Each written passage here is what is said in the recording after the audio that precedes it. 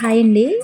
ఈరోజు వచ్చేసి నేను కాకరకాయ కర్రీ చేస్తున్నానండి. కాకరకాయ కర్రీ పెద్దవాళ్ళకైనా పిల్లలకైనా ఇష్టం ఉండదు కదండి, చేదు ఉంటుందని చెప్పేసి నేను చేసే ఈ ప్రాసెస్లో కనుక చేస్తే అసలుకి చేదే ఉండదండి. ఎలా చేసుకోవాలో కూడా చూపిస్తా. చాలా సింపుల్ ప్రాసెస్లో గ్యాస్ ఆన్ చేసి ప్యాన్ పెట్టేసుకుని పోపు దినుసులు, అలానే ఒక ఎండుమిర్చి,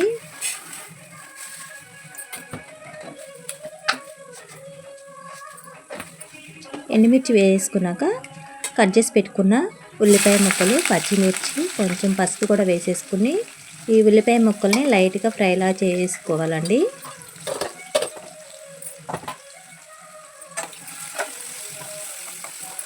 చూడండి, ఉల్లిపాయలు ఫ్రై అయిన తర్వాత టమాటాలు కూడా వేసేసుకుని, అలానే కరివేపాకు, టమాటాలు తొందరగా మగ్గాలి అంటే కొంచెం సాల్ట్ కూడా వేసేసి 1 నిమిషం పాటు ఉడికించేసుకుంటే చాలండి. అలానే నేను ఒక పక్కన ధనియాలు అలానే జీలకర్ర రెండు కలిపి మసాలా కోసం అని చెప్పేసి వేయించేసుకుంటున్నానండి. మసాలా పొడి లేదని చెప్పేసి గరం మసాలా వేరేగా ఉందండి. ఇంకా అలా అని చెప్పేసి ఓన్లీ ధనియాలు జీలకర్ర ఒకటే వేయించుకుంటున్నా.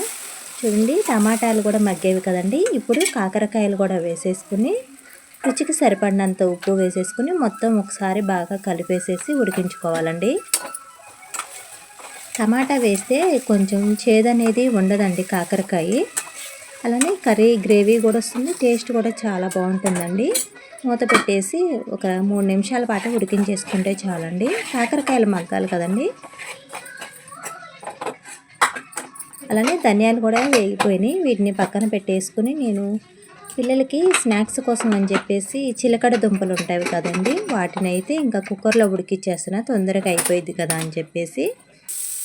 చూడండి, కాకరకాయలు కూడా మగ్గిపోయేవి కదండి. ఇప్పుడు ఒక 2 స్పూన్ల వరకు కారం, అలానే కొంచెం ధనియాల పొడి కూడా వేసేసుకుని 4-5 వెల్లుల్ని ఇలా దంచి వేసుకోవాలండి. మనం అల్లం వెల్లుల్లి పేస్ట్ వేయకపోయినా ఇలా వెల్లుల్లి ఒక్కటి వేసుకున్నా చాలండి, టేస్ట్ చాలా బాగుంటుంది. ఇంకా మొత్తం ఇలా కలిపేసేసి ఒక 2 నిమిషాలు ఉడికించుకుంటే చాలండి. చూడండి, అలానే ఇవి చిలకడ దుంపలు కూడా ఉడికిపోయండి. గ్యాస్ ఆఫ్ చేసుకుని కుక్కరు గాలంతా పోయిన తర్వాత ఇంకా ఇలా అయితే తీసేసుకుంటున్నాను వీటిని.